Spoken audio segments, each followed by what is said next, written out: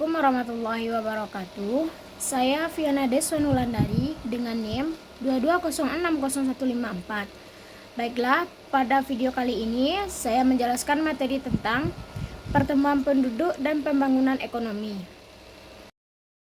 Materi yang pertama yaitu pertumbuhan penduduk. Pertumbuhan penduduk merupakan perubahan jumlah penduduk, baik pertambahan maupun penurunannya. Faktor-faktor yang mempengaruhi pertumbuhan penduduk yaitu kelahiran atau natalitas, kematian atau mortalitas, dan perpindahan penduduk atau migrasi.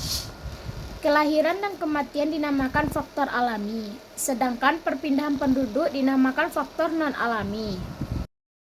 Fertilitas atau kelahiran merupakan salah satu faktor penambah jumlah penduduk di samping migrasi masuk.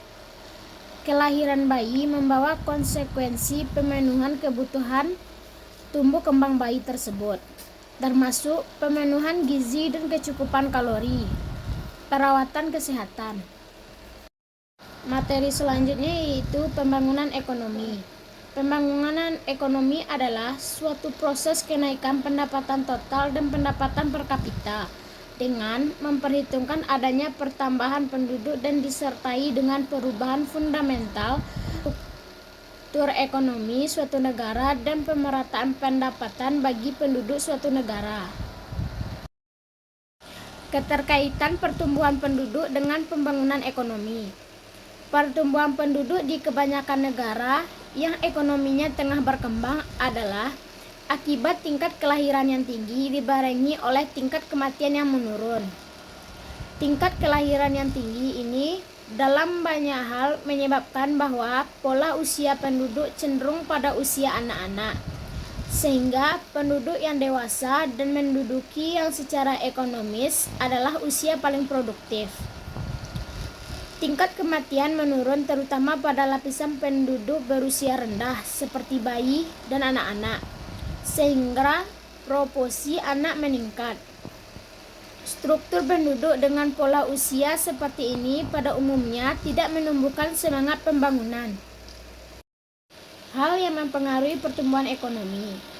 Pertumbuhan penduduk dan angkatan kerja.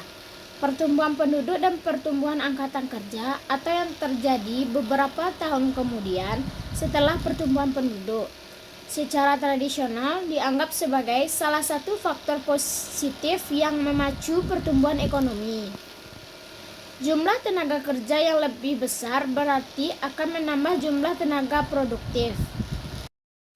Sebenarnya hal tersebut atau positif dan negatifnya pertambahan penduduk bagi upaya pembangunan ekonomi sepenuhnya tergantung pada kemampuan sistem perekonomian yang bersangkutan untuk menyerap dan secara produktif memanfaatkan tambahan tenaga kerja tersebut.